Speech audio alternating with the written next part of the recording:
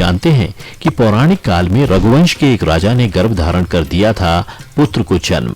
ये सुनने में तो काफी अजीब लग रहा होगा, किंतु चलिए जानते हैं उस रघुकुल के राजा के बारे में। नमस्कार दर्शकों, दैविक स्टोरी में आप लोगों का एक बार फिर से स्वागत है। युवनाश्व निसंतान होने के कारण खिन्न चित्त से मुनीश्वरों के आश्रम में रहा करता था। उसके दुख से द्रवीभूत होकर दयालु मुनिजनों ने उसके पुत्र उत्पन्न होने के लिए यज्ञानुष्ठान किया। आधी रात के समय उस यज्ञ के समाप्त होने पर मुनिजन मंत्रपूत जल का कलश वेदी में रखकर सो गए। उनके सो जाने पर अत्यंत प्यास लगने के कारण राजा स्वयं उठकर पानी पीने के लिए गए और उन्होंने सोए हुए उन ऋषियों को नींद से नहीं जगाया। गहरी नींद और अंधेरे के कारण राजा ने उस अपरिमित शक्तिशाली कलश की मंत्रपूत जल को पी लिया। जब अगली सुबह ऋषियों की नींद खुली तो उन सभी ने उस कलश को खाली पाया। खाली कलश देखकर सभी ऋषि व्याकुल होने लगे। अनर्थ! इस मंत्रपूत जल को किसने पिया है? किसने इसका जल पान किया है? इसका पान करने पर ही युवनाश्व की पत्नी महाबल विक्रमशील पुत्र उत्पन्न करेगी।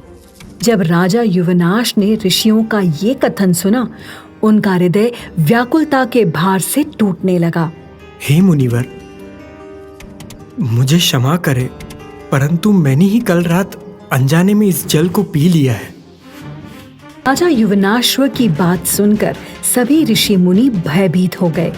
उन्हें समझ में नहीं आ रहा था कि ऐसी स्थिति में अब क्या किया जाए।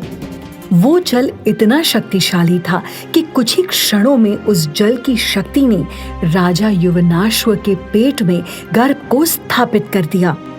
अपने पेट में गर्भ का एहसास होने पर राजा युवनाश्व घबराने लगे, परंतु सभी ऋषि मुनियों ने मिलकर उन्हें शांत किया।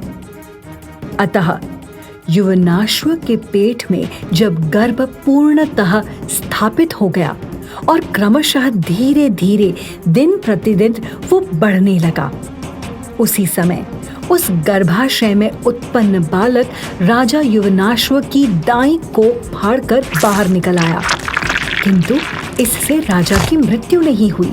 अब ये बालक कैसे जीवित रहेगा?